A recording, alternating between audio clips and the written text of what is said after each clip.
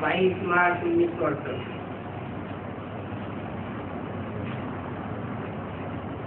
बाप पहले ही बताते हैं विघ्न पड़ेंगे, अबलाओं पर अत्याचार होंगे।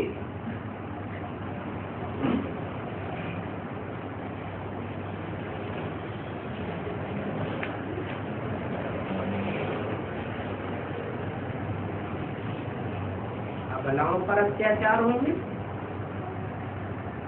जो प्रबल हैं उनके ऊपर अत्याचार नहीं होंगे।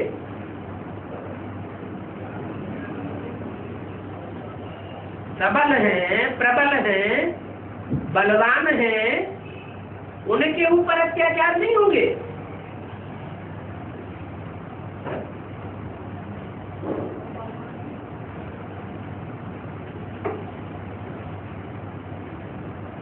अबलाएं बलहीन हैं,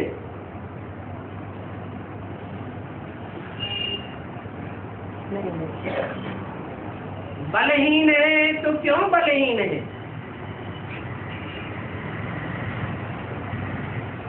अबला कलयुग में स्त्री जाति को कहा जाता है।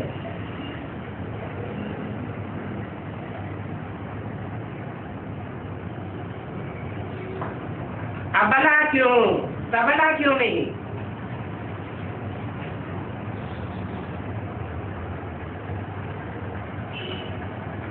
अगर भगवान बाप आ जाए और बुद्धि में ये बैठ जाए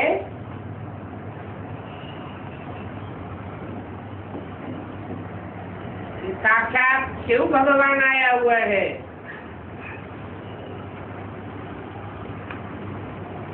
तो अबला केवल शक्ति होनी चाहिए या बलहीन होनी चाहिए? शक्ति होनी चाहिए।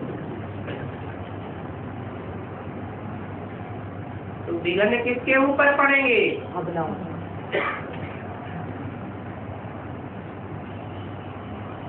इन्होंने पक्का फैसला कर लिया है कि मैं तो शिव बाप की शक्ति हूँ, विघ्न उनका कुछ भी नहीं बिगाड़ सकते। तो बाप ने ये घोषणा किसके लिए की? विघ्न पड़ेंगे पहले ही बताते हैं। इसके लिए की अबलाओं के लिए ये घोषणा कर दी, उन पर अत्याचार होंगे।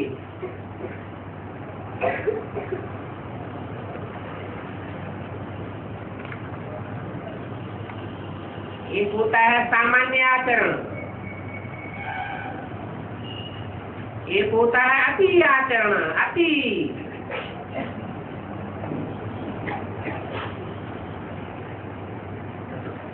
बाप याद दिलाते हैं, बाबा आया हुआ है,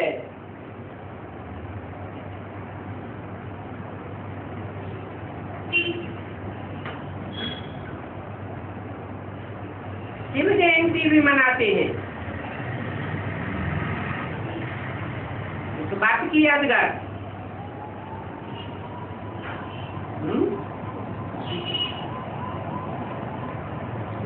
जयंती यादगार है जीवन में आने की। कौन आया हुआ है जीवन में?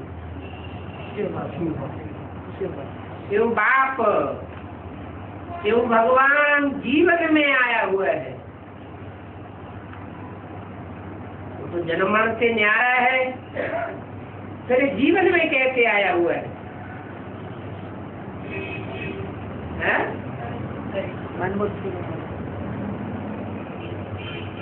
प्रवेश करके आता हूँ, मैं दिव्य जन्म लेता हूँ।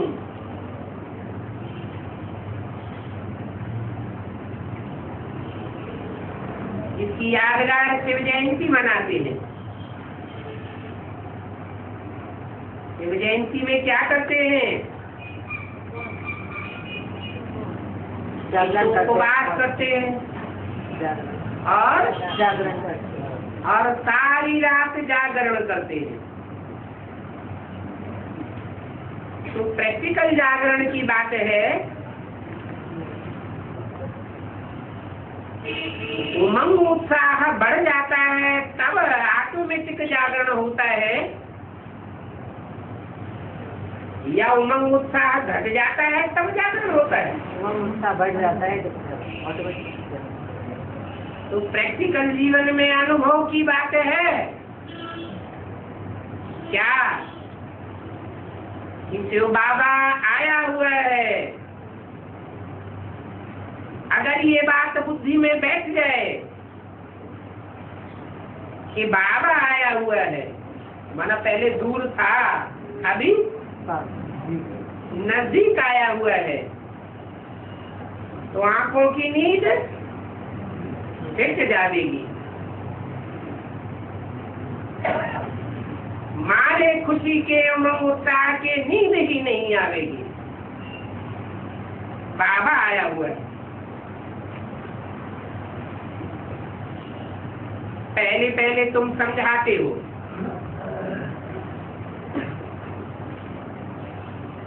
बाप शिव जरूर स्वर्ग की स्थापना करने आवेंगे।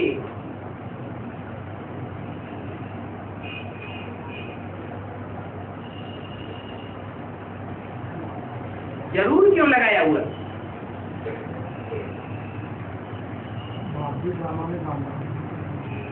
क्योंकि और दुनिया में कोई हस्ती नहीं है जो नरक को स्वर्ग बना सके। बड़े बड़े धुरंधर आए, महान से महान आए,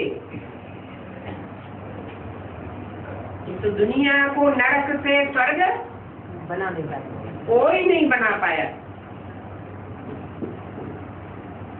बाकी दुनिया में हर मनुष्य मात्र कोई भी धर्म का हो, स्वर्ग की मान्यता तो है। स्वर्ग को मानते हैं, जन्नत को मानते हैं, पैराडाइज को मानते हैं। अनुभव किया है आत्मा ने, तब तो इच्छा है पैराडाइज में जाने की। तो जरूर बाप आते हैं स्वर्ग की स्थापना करने। बाप का वर्षा है ही स्वर्ग की बात चाहिए।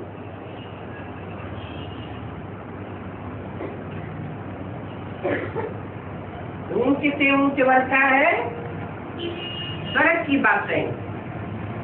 बाकी फिर नंबर बात समझाते हो शिव बाबा आया हुआ है।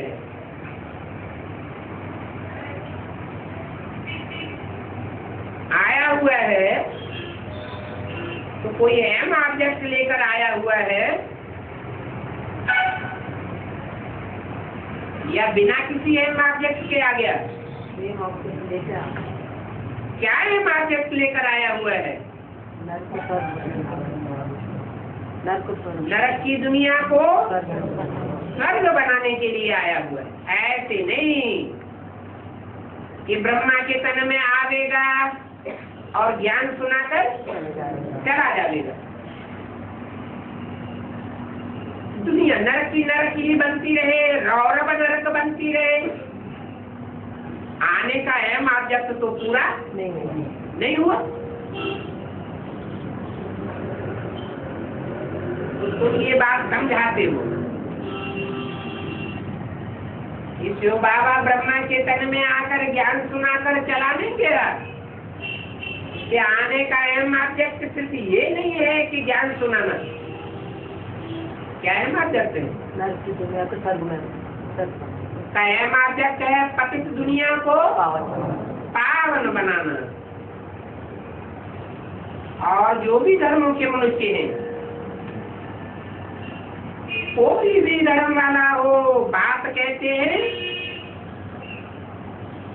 उन सभी धर्मों को छोड़ दो। उन धर्मों के जो बड़े से बड़े सरपरस्त है, चाहे धर्म पिता ही क्यों न हुए हो, वो भी इस दुनिया में आकर के खुद नीचे गिर गए, दुनिया और ही नरक बनती गई। वो स्वर्ग नहीं बना सकते। इसलिए अगर उनके पीछे पड़ते रहेंगे, बुद्धि का योग जुटाते रहेंगे, तो गुरु जिनके अंदले केला सत्यानाश होते रहेंगे। स्वर्ग में जा देंगे या नरक में जा देंगे, और ही नरक में चले जाएंगे। इसलिए बाप कहते हैं उन सभी को छोड़ दो, उनकी स्मृति भी छोड़ दो। तुमको तो निश्चय है क्या बाप आया हुआ है।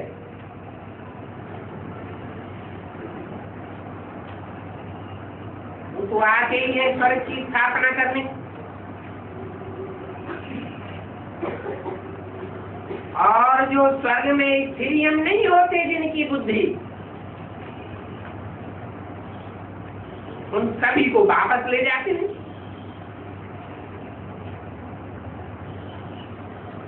क्या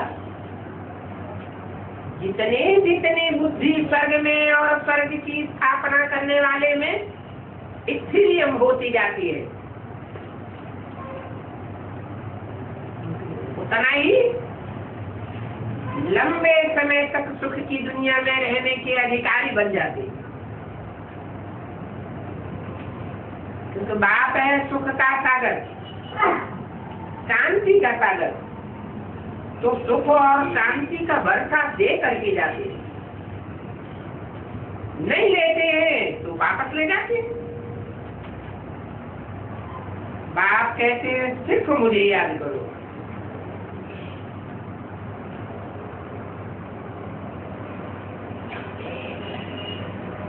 और कोई को याद करते रहेंगे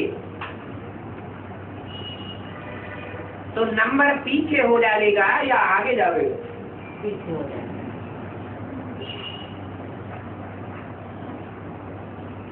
अबला बनते जाएंगे। मन बुद्धि रूपी जो घोड़ा है वो दौड़ में पीछे रह जाएगा। ये क्या कहते हैं, इसको याद करो, मां में कम याद करो। बलहीन घोड़ा होगा तो दौड़ में आगे जाएगा या पीछे जाएगा? पीछे जाएगा। ये घोड़ों की दौड़ हो रही है।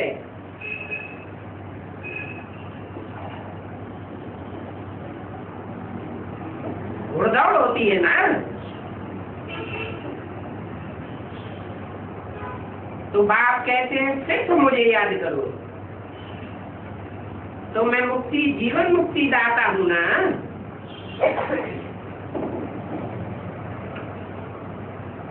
अपना परिचय भी देते हैं। बाप का परिचय बाप के सिवाय कोई दे नहीं सकता। बाप के बारे में किसी को पता ही नहीं है। जो भी धर्म वाले हैं वो सब बच्चे तो मेरे ही है ना।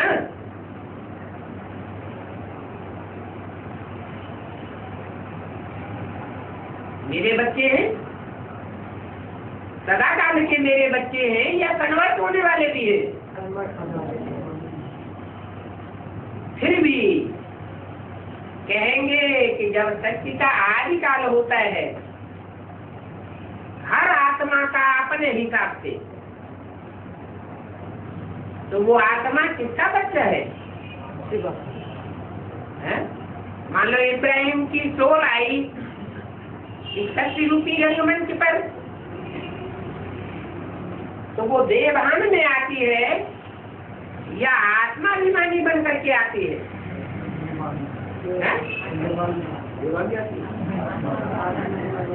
आत्माभिमानी बन करके आती है। आत्मा परमात्मा परम पिता बाप का बच्चा है। फिर संग के रंग में आती है, तब देहभान में आती है। तो दुनिया की कोई भी धर्म की आत्मा क्यों न हो, पहले पहले बच्चा किसका है? शिव बाबा का। परम पिता परमात्मा बाप का बच्चा है। मेरे बच्चे हैं ना, कोई क्रिश्चियन हो व कोई भी हो, मैं आया हूँ साथ में ले जाने के लिए, फिर कोई प्रश्न ही नहीं उठता।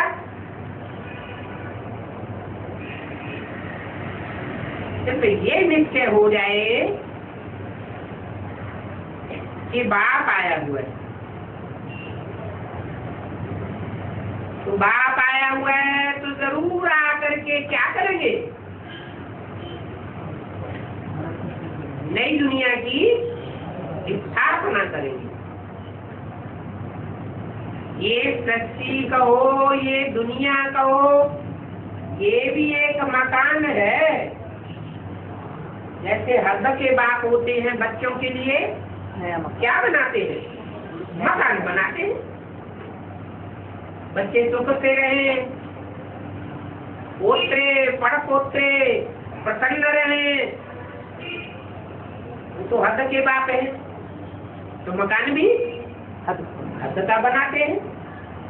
और ये बेहद 500-700 करोड़ मनुष्य आत्माओं का बाप है, तो मकान भी कैसा बनाते होंगे? बेहद का सच्ची नया मकान बना लेंगे या पुराना बना लेंगे, रिपेयर करके डालेंगे। नया वो धर्म पिताएं होते हैं मानवीय रूप में,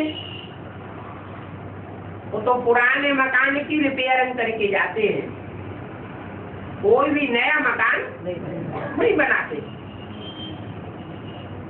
100-200-400 साल साक्ष्य के स्टेज में वो धर्म चलता है, आत्माएं सुखी रहती है, फिर बाद में रिपेयरिंग कितनी देर चलेगी? टूट फूट होने लगती है, पुराना बनाने लगता है। तो रिपेयरिंग थोड़े टाइम करती है और नया मकान लंबे समय तक चलता है। और धर्म पिताएं नया मकान सच्ची रूपी बनाकर नहीं जाते हैं, और मैं इस सच्ची रूपी मकान को टोटल नया बना करके जाता हूँ। तो जरूर नई दुनिया की स्थापना करेंगे। ऐसे थोड़ी कि पुरानी दुनिया की रिपेयरिंग करके चले जाएंगे। बाप है ही कल्याणकारी, ऐसी कल्याणकारी शक्ति की स्थापना करके जाते हैं जिसमें अकल्याण का नाम निशान भी नहीं रहेगा। बाप आया हुआ है,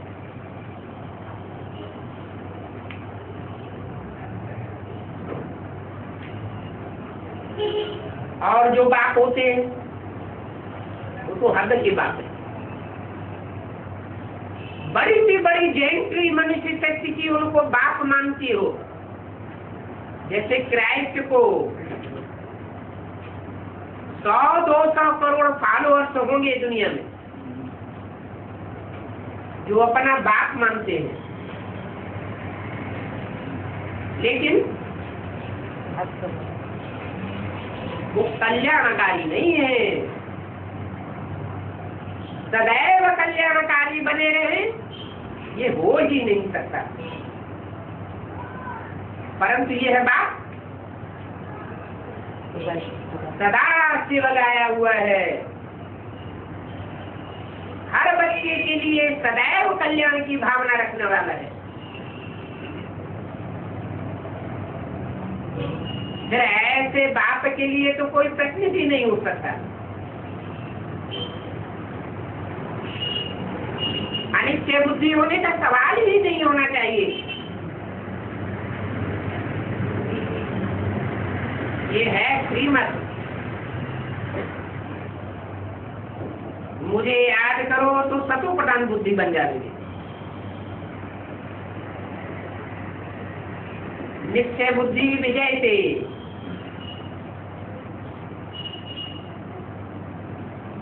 संशय बुद्धि विनश्यते।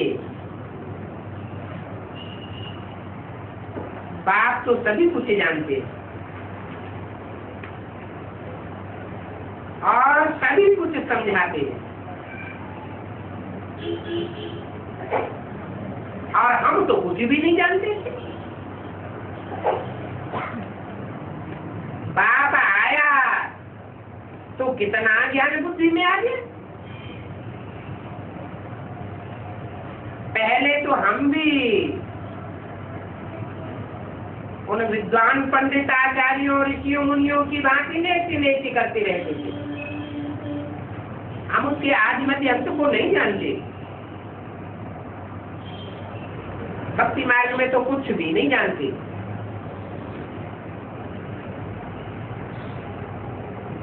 नेति कहते थे। पाप से मुक्ति जीवन मुक्ति का वर्षा मिलता है। वो पतित पावन है।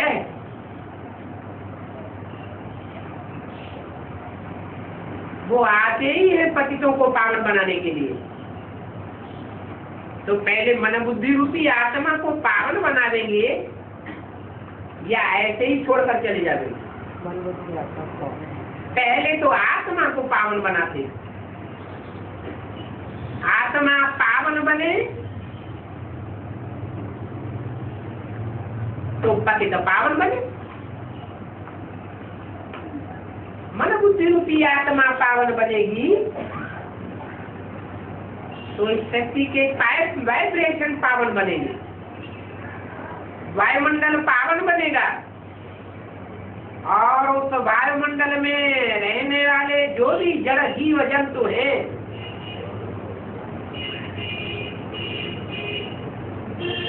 चाहे बुद्धिशाली है चाहे जड़त्वमयी बुद्धि वाले हैं और चाहे विकास जड़ है, वो सब वायुमंडल के प्रभाव से तमो प्रधान से सतो प्रधान बन जाते।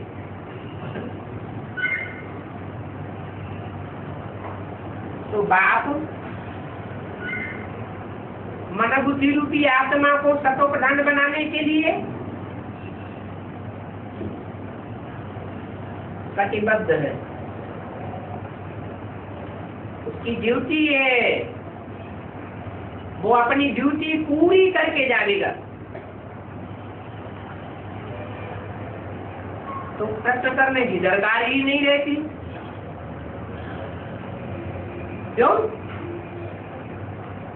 क्योंकि पहले बुद्धि सतो प्रधान बने, मन बुद्धि रूपी आत्मा सतो प्रधान बने तब तो पावन बनेगी।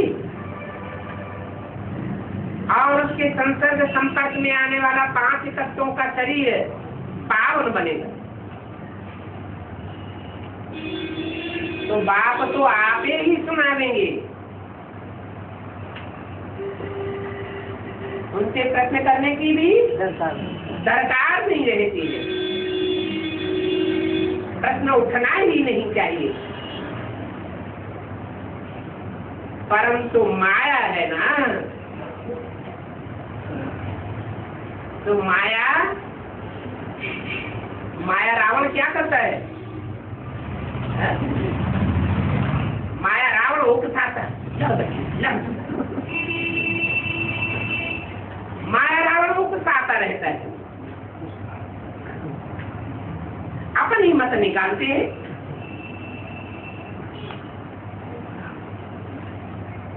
नहीं तो मनमत निकालनी ही नहीं चाहिए और कोई की मत पर चलना ही नहीं चाहिए। जो बाबा कहे वही सत्य वचन। अरे ये तो भक्ति मार्ग हो गया है?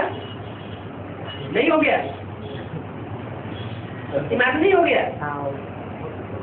अरे हो गया कि नहीं हो गया? अगर जो भी कहे और वो ही सुनने वाला सत्य वचन करता जाए तो भक्ति मार्ग नहीं हुआ? क्यों नहीं हुआ?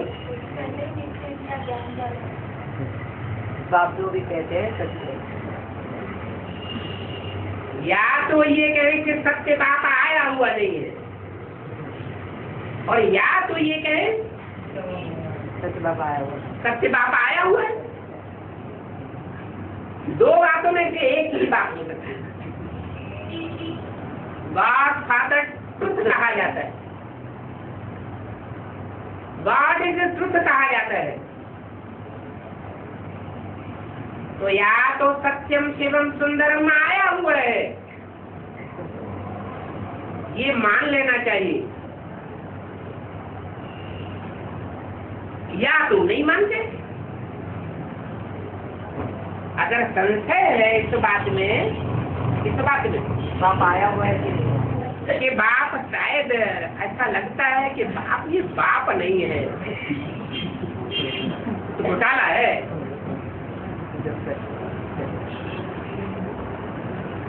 तो संशय पैदा हो सकता है, नहीं तो संशय का कोई सवाल पैदा नहीं होता।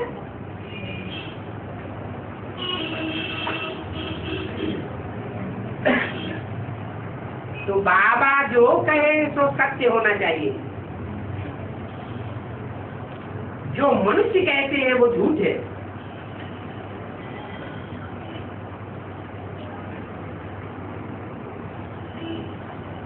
मनुष्यों को प्रश्न उठेंगे क्या? एक होती है देवात्मा, एक होती है मनुष्य आत्मा।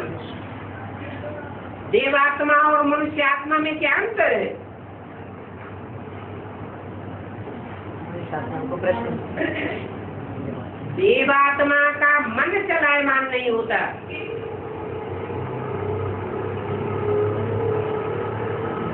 अमन हो जाते हैं। इच्छा मात्रम अविद्या, और मनुष्यों को मन होता है।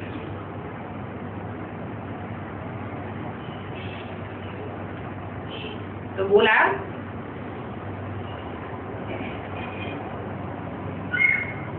बाप तो सत्य बात बता करके सत्य की स्थापना करते हैं।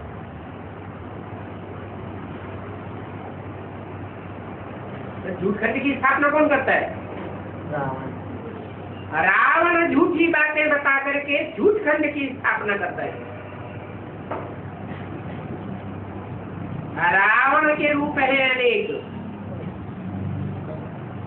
और बाप का रूप है एक। एक रूप कहते हैं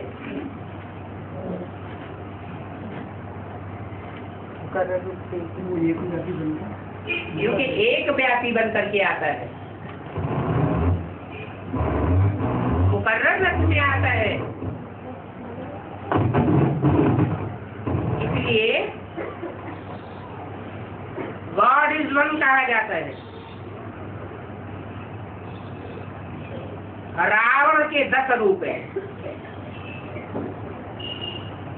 दुनिया में 10 धर्म फैले हुए हैं मोटे मोटे रूप में, तो 10 प्रकार की बातें सुनाते हैं।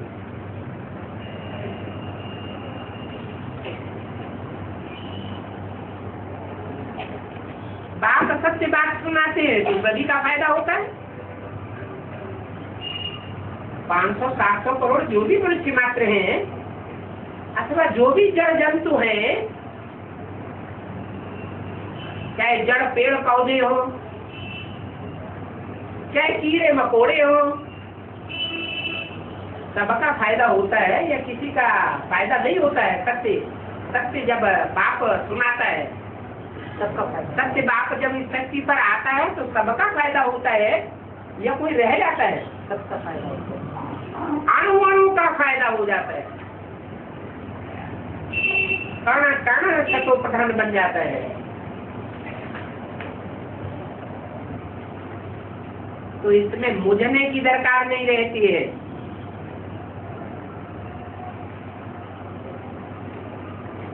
ये 84 जन्म भी भारतवासियों के लिए है। क्या? जिन्होंने 84 जन्म नहीं दिए उनको ढेर प्रश्न पैदा होंगे, और जिन्होंने 84 जन्म लिए, मान लो ब्रह्मा ही है दादा लेखराज,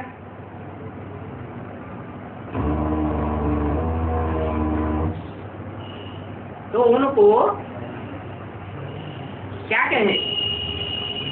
भारतवासी है या विदेशी है? भारतवासी है। भारतवासी है। भारतवासी होंगे तो भारत बाप को पहचानेंगे कि नहीं पहचानेंगे? पहचानेंगे।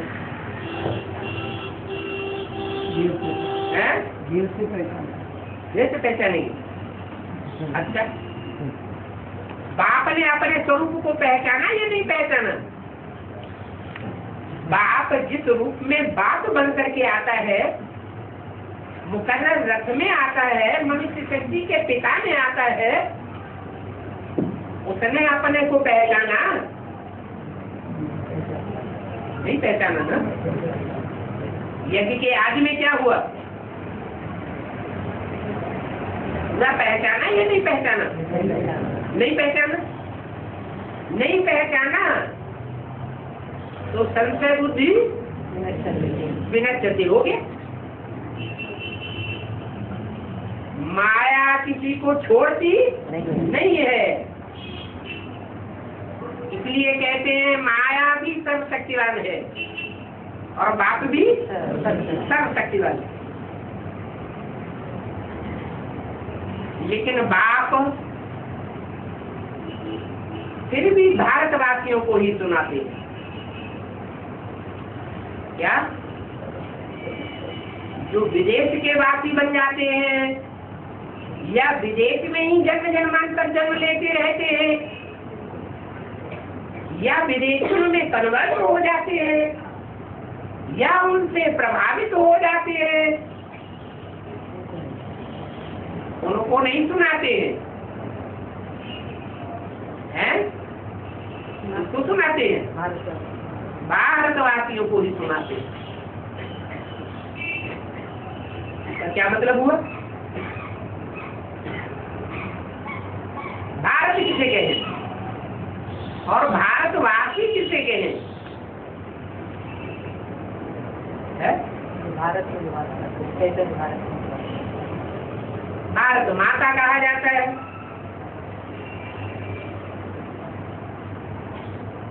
तो श्योर है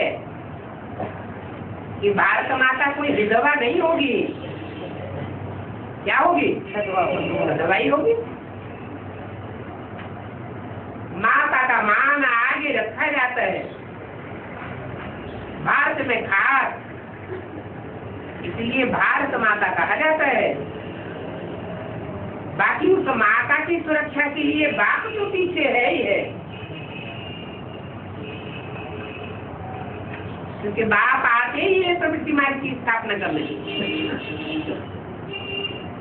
उस भारत के जो वासी हैं, माने उसमें ही वास करने वाले हैं, और कोई में उनकी बुद्धि वास नहीं करती।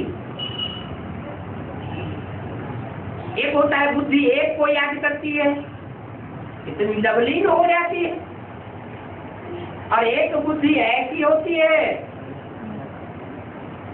कि लव में लीन नहीं हो पाती। अंत समय तक कुछ न कुछ बुद्धि चलायमान होती रहती।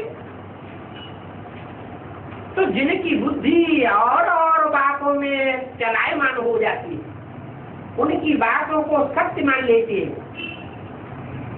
और तिरक जाती है, उनको भारतवासी कहें या तैसने वाली बुद्धि विदेशी कहें, उनको पक्का भारतवासी नहीं कहें।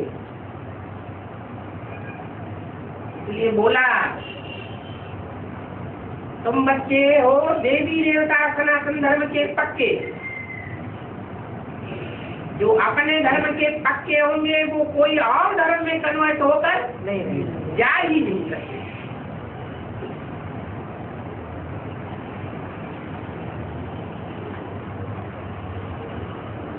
ये बोला कि 84 जन्म भारतवासियों के लिए है, और कोई को नहीं सुनाते हैं।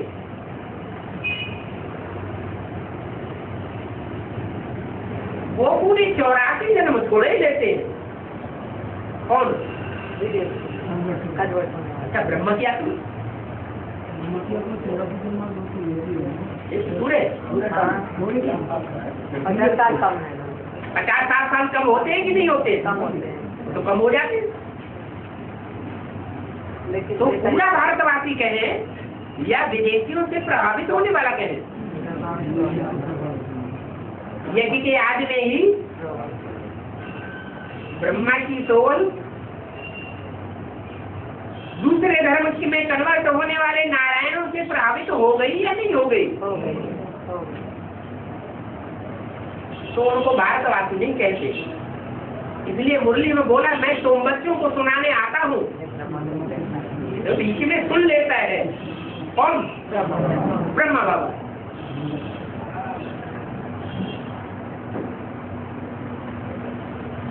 माना ब्रह्मा की सोल भी उन बच्चों की लिस्ट में नहीं है जिनको बाप आकर के सुनाता है। समझदारों को आकर के सुनाएगा या बच्चा बुद्धियों को सुनाएगा? समझदार बच्चों को सुनाता है, क्योंकि सुनाने वाला जानता है कि मेरी बात सुनी हुई पर कौन अमल करेंगे और कौन अमल नहीं करेंगे।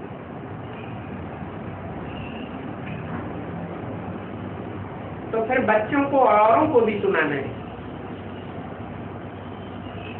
क्या? मेरे तो सब बच्चे हैं, लेकिन मैं सिर्फ कौन से बच्चों को सुनाता हूँ? अपने बच्चे। विदेश में कन्वर्ट होने वाले, विदेशी धर्मों में कन्वर्ट होने वाले, या विदेशियों से प्रभावित होने वाले, ऐसे बच्चों को नहीं सुनाता हूँ। किसको सुनाता हूँ? जो कभी कन्वर्ट नहीं होते। भारतवासी तुम बच्चों को सुनाता हूँ। और तुम बच्चों का काम है और उनको सुनाना। माना जो कन्वर्ट हो गए हैं, दूसरे धर्म में चले गए हैं, या जो अपने अपने धर्म के सदैव पक्के हैं, कभी कन्वर्ट नहीं होते, उन सबको सुनाना किसका काम है? तुम बच्चों का, भारतवासी बच्चों का काम है। परंतु मैं तो अपने बच्चों को ही सुनाता हूँ। क्या? मैं तो अपने बच्चों को ही सुनाता हूँ। इसका मतलब और सब पराई बच्चे हो गए क्या? धोखा देने वाले अपने बच्चे और पराये बच्चे का कहने का मतलब क्या है? वो कन्वर्ट होने वाले बच्चे। हाँ, जो अपनापन आज से अंत तक प्रैक्टिकल में कायम रखते हैं, वो तो अपने, और दूसरों के प्रभाव में आकर के बच्चा नौजवान होने के बाद बाप का विरोध कर दे, दुश्मन बन जाए और मार काट करने लगे, तो वो बच्चा बच्चा है या और खून की औलाद है? और खून की औलाद, वो तो और खून की औलाद हो गई। लोग तो दुनिया में होता है छूल खून, और यहाँ है ज्ञान है संकल्पों का खून। संकल्पों का खून अगर विपरीत बह रहा होगा तो उसको विपरीत बुद्धि कहे या प्रीति बुद्धि कहे? फिर विपरीत बुद्धि कहा जाएगा।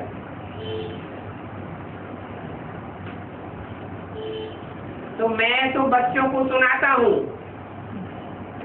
तुम बच्चों का काम है फिर और उनको सुनाना। इसका क्या मतलब हुआ?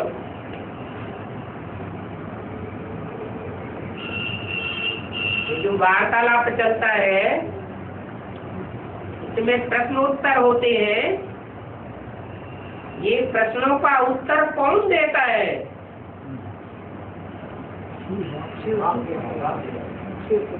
जो बाप ही देता है। क्यों? तो मुरली में बोल दिया है। बातचीत करते हैं, ये मुरली नहीं है क्या? बातचीत करना भी मुरली है। और बात किससे बात करते हैं? प्रवेश करने वाले भूत प्रेतों से बात करते हैं या अपने बच्चों से बात करते हैं? बात तो जानते हैं ना, ये कौन सी आत्मा बोल रही है? विधर्मी आत्मा बोल रही है या स्वधर्मी आत्मा बोल रही है? बात तो पहचानते हैं ना। तो बाप तो अपने बच्चों से बात करे, बच्चों को ही सुनाता हूँ। क्रिश्चियन धर्म वाला होगा, मेरे से बादशाही नहीं लेनी होगी और न ली होगी तो मैं उनसे डायरेक्ट बात क्यों करूं? माना मैं किससे बात करूंगा डायरेक्ट? अपने बच्चों से बात करता हूँ।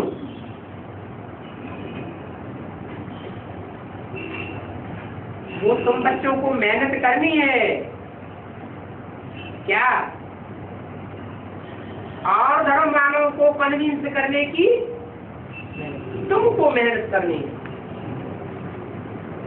मैं तो अपने बच्चों से बात करता हूँ।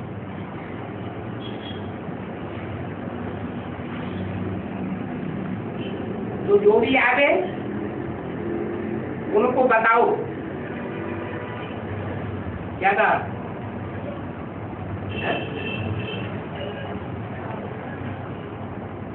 संदेश तो सबको देना है, चाहे स्वधर्मी हो और चाहे विधर्मी हो। बाप आया हुआ है, ये सबको संदेश देना है। नई दुनिया की स्थापना करने के लिए आया है, पुरानी दुनिया का विनाश होना है। ये तीन बातों का संदेश तो सबको देना है। और संदेश लेने के बाद जो फिर तुम्हारे पास आवे उनको फिर समझाना है।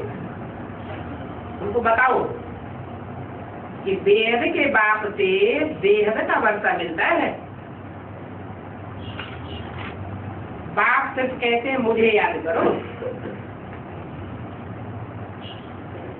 इस याद में ही सब कुछ भरा हुआ है। क्या? भले सब्जेक्ट 4 हैं ईश्वरीय पढ़ाई के, परंतु याद का सब्जेक्ट ऐसा मुख्य सब्जेक्ट है जिसमें बाकी 3 सब्जेक्ट भी समाये हुए हैं।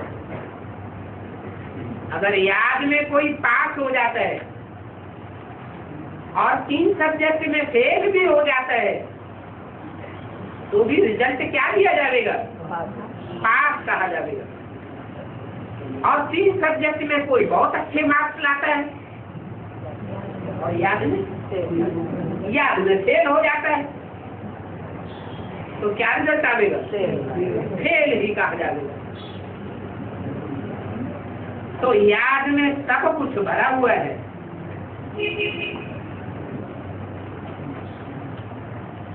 चैतन्य में जीवन मुक्ति का गायन है ना। 84 का चक्र भी तुम जानते हो।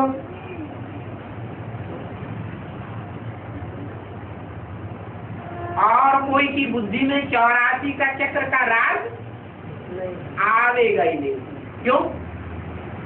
पूरे 84 जन्म नहीं लेते हैं ना वो लोग। ब्रह्मा की बुद्धि में 84 जन्म के चक्कर का राज नहीं आवेगा। या ब्रह्मा के जो फॉलोअर्स होंगे उनकी बुद्धि में 84 के चक्र का राज नहीं आवेगा। नहीं, क्यों? कम जन्म लेते हैं ना वो लोग। 84 जन्म लेते हैं, सत्युग आदि से ही आते हैं। हाँ, त्रेता में 13 जन्म लेते हैं, सत्युग में 8 जन्म लेते हैं। जन्म तो पूरे 84 लेते हैं।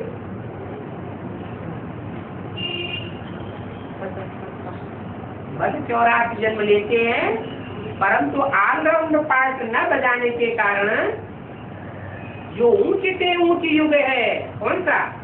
संगम युगी स्वर्ग है, उसकी प्रारब्ध अपने शरीर से नहीं भोग पाते। उनका अपना शरीर होगा? नहीं होगा। उसका अपना शरीर नहीं होता है। इसलिए बोला कि तुम्हारी याद में ही सब कुछ भरा हुआ है। और याद कब आती है?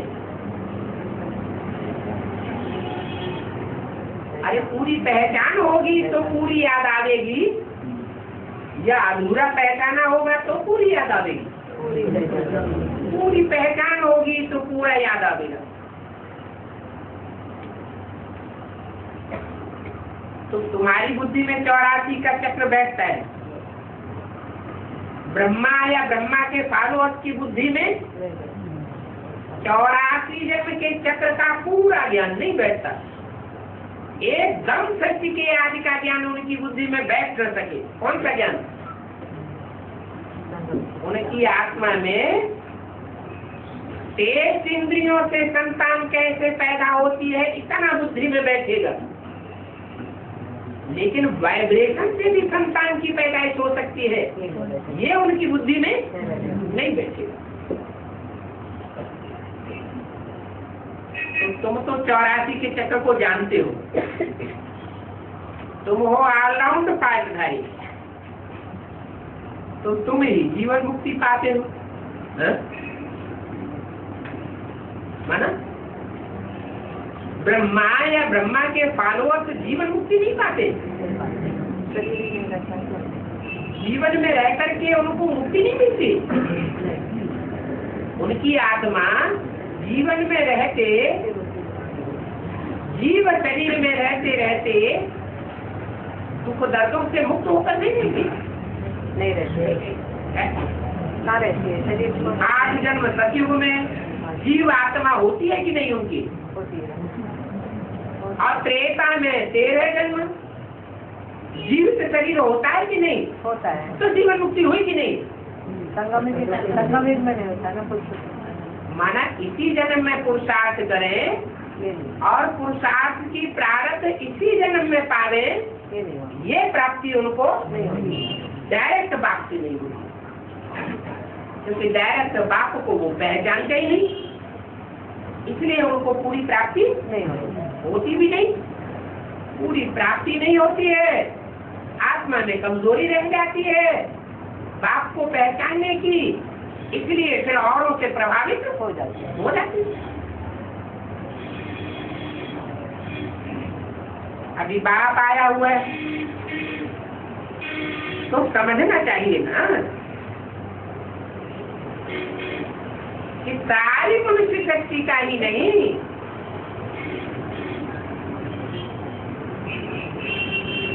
आत्माओं का बाप आया हुआ है। माना मनुष्य शक्ति में तो मनुष्य होते हैं, और ये जड़ जंगम से बड़ी पूरी जो शक्ति है उसमें तो और आत्माएं भी है और जातियों की, उनका भी बाप आया हुआ। सारी शक्ति का बाप आया हुआ है, सारी शक्ति का परिवर्तन करके डालेगा, और बाप आए ही है ले जाने के लिए। सत्युग में तो बहुत थोड़े होते हैं, बहुत थोड़े माने कितने? 9 लाख 9 लाख तक बुद्धि पहुंची। उससे ऊंचा स्वर्ग नहीं होगा। 2 करोड़ आत्मा 2 करोड़ होंगे। माना जहाँ 9 लाख से कम आबादी होगी वो सतयुग नहीं होगा, वो झूठ का युग होगा। 4.5 लाख। अच्छा, जहाँ 4.5 लाख से कम लोगों का संगठन होगा वो स्वर्ग हमारी बुद्धि में नहीं आता है। आता है? ये क्या बात है? नई दुनिया जो होगी उसमें बहुत थोड़े होंगे या संख्या ज्यादा होगी? कितने? चित्रों पर समझाना बहुत सहज है। क्या कहा? कोई को ये बात समझाएं कि नई दुनिया में बहुत थोड़े होते हैं। तो मायावी दुनिया के चित्र बहुत होते हैं या थोड़े होते हैं? बहुत होते हैं। माया तो ढेर के ढेर चित्रों में बुद्धि बखेर देती है। माया की मत पर ढेर के ढेर चित्र बनाए। और बाप ने तो जो साक्षात्कार से चित्र बनाए हैं कितने? 4-5 और 2-4 ऐड कर दिए तो कितने हो गए? बाप चैतन्य चित्र कितने तैयार करते हैं? 8। उनमें कमजोरी रह जाती है, बलहीन रह जाते हैं या बलवान हो जाते हैं? बलवान हो जाते हैं। चोला स्त्री का ही क्यों न हो, तो भी वो अबला होंगे या बलवान का पार्ट बजाने वाले होंगे? बलवान का पार्ट। विचारी बुद्धि वाले नहीं होंगे। क्या होंगे? अव्यभिचारी बुद्धि वाले होंगे। अबला की स्टेज में उनको नहीं गिना जा सकता। जो अबलाएं होती है उनके लिए ये बात बोली है क्या? अपना ऊपर अत्याचार कि बाप पहले से ही बताते हैं विघ्न पड़ेंगे। किसके ऊपर? अपना ऊपर, अबलाओं के ऊपर। सबल होंगे कि वह शक्ति के रूप में होंगे, वो तो विघ्न को विघ्न मानेंगे। क्या मानेंगे? विघ्न को विघ्न नहीं मानेंगे तो क्या मानेंगे? या तो खेल मानेंगे या तो परीक्षा मानेंगे कि जो आत्मा जितनी बड़ी परीक्षाओं से पसार होगी उतना ऊंचा औहदा मिलने वाला है। इसलिए परीक्षाओं में तो पास होना ही है, फेल होने का सवाल ही नहीं। तो चित्रों पर समझाना बहुत सहज।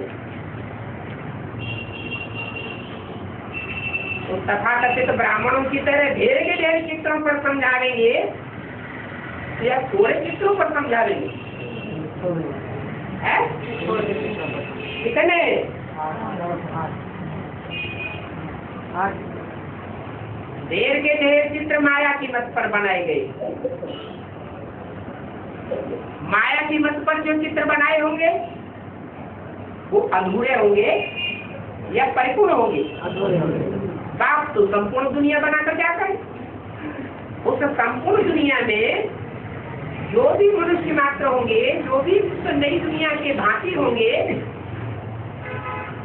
वो अधूरेपन लिए हुए होंगे या संपन्न स्टेज वाले होंगे? उनकी आत्मा में कोई भी कोर कसर नहीं होनी चाहिए। ऐसे संपन्न स्टेज वाले चलचित्र, चैतन्य चित्र, उनके ऊपर हम समझा देंगे और ये समझाना बहुत सहज हो जाएगा। क्यों सहज हो जाएगा? देवताओं के जड़ चित्रों पर समझाना कठिन है।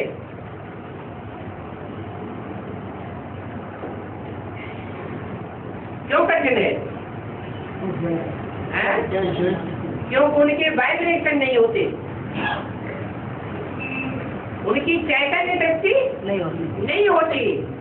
और जो चैतन्य चित्त तैयार होंगे एक सृष्टि पर, उनको समझाना बहुत सहज है। जैसे बाप इस सृष्टि पर आया हुआ हो और बाप जिस मुकर्रर रथ में आ जावे, वो चैतन्य चित्र हमारी बुद्धि में बैठ जाए, तो उसे सामने रखकर समझाना सहज होगा। या हमने देखा ही नहीं, समझा ही नहीं, उसको समझाना सहज होगा। सामने रखकर समझाना है। जो चीज प्रैक्टिकल होती है, तो प्रैक्टिकल का मुकाबला कोई नहीं कर सकता। तो बाप बताते हैं चित्रों पर समझाना बहुत सहज है। तो समझाने वाला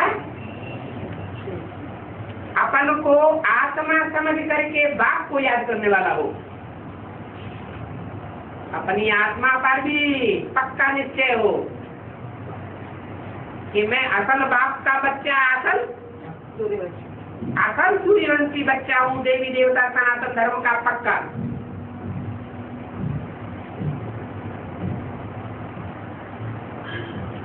बाप मुझ बच्चे को ही समझाते और धर्म की आत्माओं को नहीं समझाते।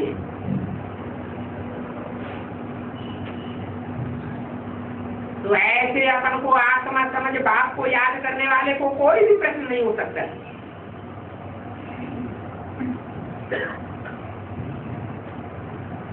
सभी एडिटर हैं।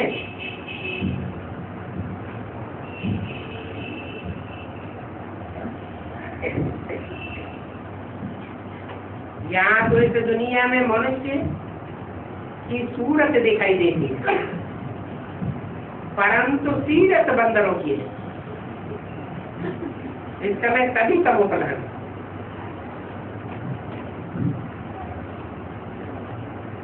कोई आज आया या कल आया, जो भी आए हैं सभी पतित हैं,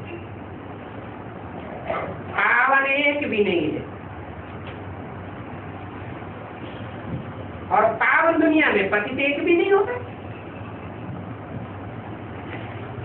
पतित दुनिया में पावन एक भी नहीं। यहाँ तो हर चीज दुख देने वाली है, चाहे वो चीज चैतन्य हो और चाहे जड़ हो। दुख देने वाले को तमो प्रधान कहा जाता है, सुख देने वाले को सतो प्रधान कहा जाता है।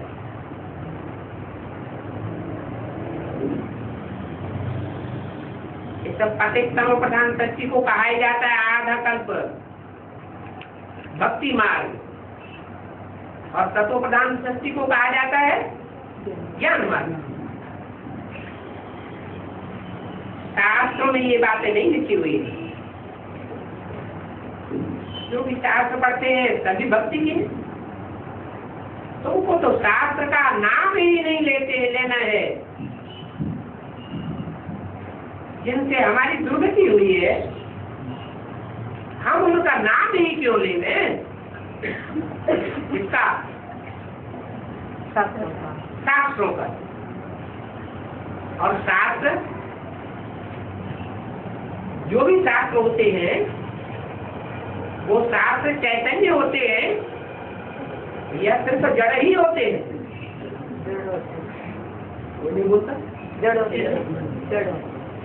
शास्त्र जितने भी होते हैं जिनका नाम ही रखा गया शास्त्र, क्या अर्थ हुआ? शास्त्र माने शासन करने वाला विधान, जो दूसरों के ऊपर शासन करता है या शासन करने के नियम कानून बनाए हुए हैं अपनी अपनी मनमत पर। ऐसा कंट्रोल करने की इच्छा करने वाला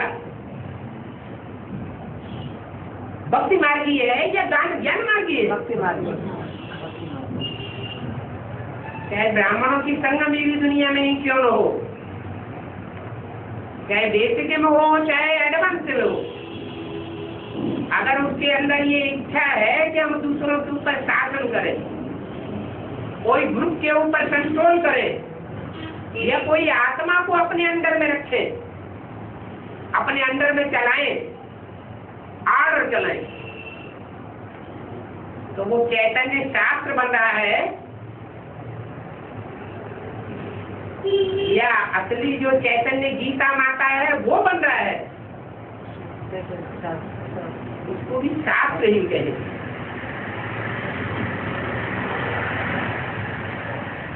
हम असल ब्रह्मा बाप की औलाद हैं। उस मुकर्रर रथ में बाप आया हुआ है, वो बाप कहते हैं बच्चे I am your most obedient servant. तो बाप ही सर्वेंट बन करके आया हुआ है, तो हम बच्चों को दूसरों के ऊपर शासन करने की इच्छा रखनी चाहिए क्या? नहीं। अगर शासन करने की इच्छा रखने वाले हैं तो यहाँ हम चैतन्य शास्त्र बन जाते हैं भक्ति मार्ग के, और वहाँ जड़ शास्त्र बनाने वाले बन जाते हैं।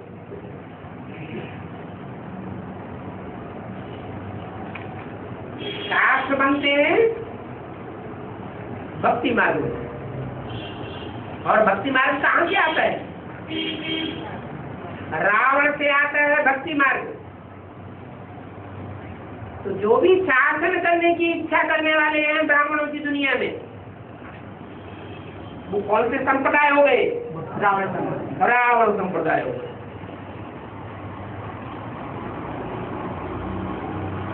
किसी से कोई काम लेना है, ईश्वरीय सेवा का ही काम लेना है, तो उसके ऊपर आर्डर चलाना अच्छा, शासन करना अच्छा, या रिक्वेस्ट करना अच्छा? रिक्वेस्ट कर सकते हैं। इसलिए बोला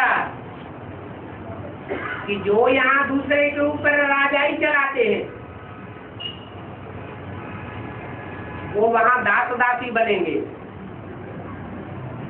क्या? जो यहाँ आर्डर चलाते हैं बहुतों पर, ब्राह्मण बन करके भी, वो वहाँ क्या बनेंगे? दास दासी बनेंगे। और जो यहाँ सेवाधारी बन करके, सेवक बन करके सेवा करते हैं ब्राह्मण बनकर, वो वहाँ राजाएं बनेंगे। ये क्या बात हो गई? जो अज्ञानी है वो कहते हैं यहाँ मालपुआ खीर पूरी खाएंगे तो वहाँ भी खाएंगे, क्योंकि यहाँ से हम संस्कार लेकर जाते हैं। यहाँ जितने हुजूम के ऊपर हम कंट्रोल करेंगे, वहाँ हम जाकर के उनके ऊपर कंट्रोल करेंगे। ये सब हमारी प्रजा है। तो ज्ञानी और अज्ञानी के सोचने में कितना फर्क हो जाता है।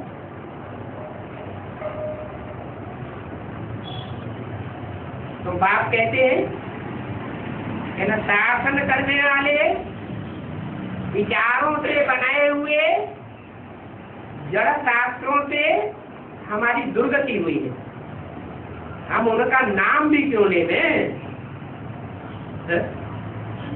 क्या कहा? शासन करने की दृष्टि से बनाए हुए चाहे जड़ शास्त्र हो, और चाहे यहाँ कोई चैतन्य शास्त्र बनने की शूटिंग कर रहे हो, उनसे कितनी नफरत दिलाते हैं। क्या कहते हैं? नाम भी नहीं, उनका तो नाम भी नहीं लेना चाहिए। इन आंखों से देखना ये तो बड़ी बात हो गई। क्या आंखों से देखेंगे तो याद आएगा, याद आएगा तो संग का रंग लगेगा। इसलिए उनका नाम भी नहीं लेना चाहिए जिनसे हमारी दुर्गति हुई है। तो दुर्गति जड़ करता है या दुर्गति चैतन्य करता है? ज्यादा दुर्गति किससे होती है? चैतन्य। चैतन्य के संग के रंग से हमारी ज्यादा दुर्गति होती है या जड़ के संग के रंग से ज्यादा दुर्गति होती है? चैतन्य वाइब्रेशन भी छोड़ता है, जड़ की जो वाइब्रेशन नहीं छोड़ती, और सबसे ज्यादा पावरफुल वाइब्रेशन ही होता है। तो बाप कहते हैं ये शास्त्र था भक्ति मार्ग के, है ना। शास्त्रों की तो बात भी मत उठाओ, क्या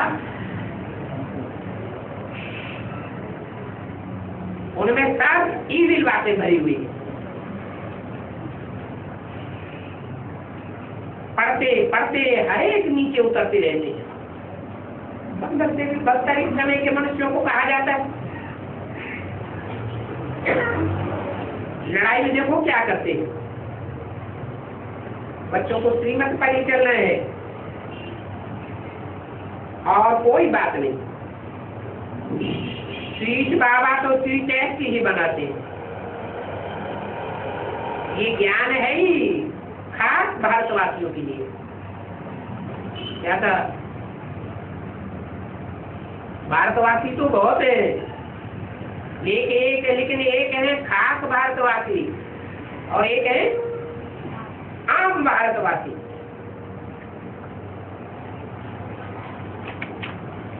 आम भारतवासी कितने हुए? 500। आम भारतवासी कितने हैं और खास भारतवासी कितने? जो पूरे 84 जन्म लेते हैं वो हुए खास भारतवासी, और जो स्वर्ग में 21 जन्म भी लेते हैं, 84 जन्म लेने की लिस्ट में भी आ जाते हैं, परंतु खास भारतवासी उनको नहीं कहा जा सकता।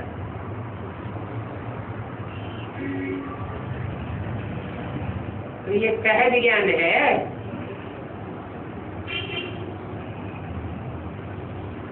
बाप के पास जन्म लिया और हकदार बना,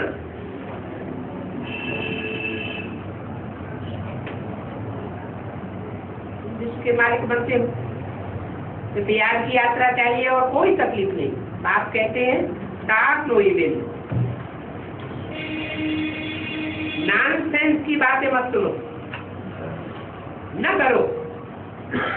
बाप के आगे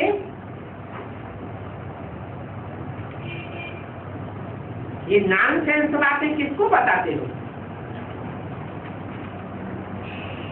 ईमेल बातें छोड़ दो। एक ही सभी का फादर है, उसको याद करने की टेव पड़ जाती है। बाप को याद करो, बाप की याद में शांति कर देनी है। उसके बैठ के बाप को याद करो और कोई भी चीज को याद न करो।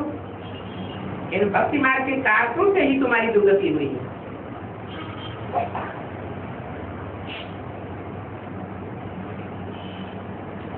अभी मैं जो तुमको सुनाता हूँ उसको सुनो। इसको सुनने से तुम सदगति को पावेंगे। अच्छा मीठे मीठे रूहानी बच्चों को रूहानी बाप दादा का याद कर दो।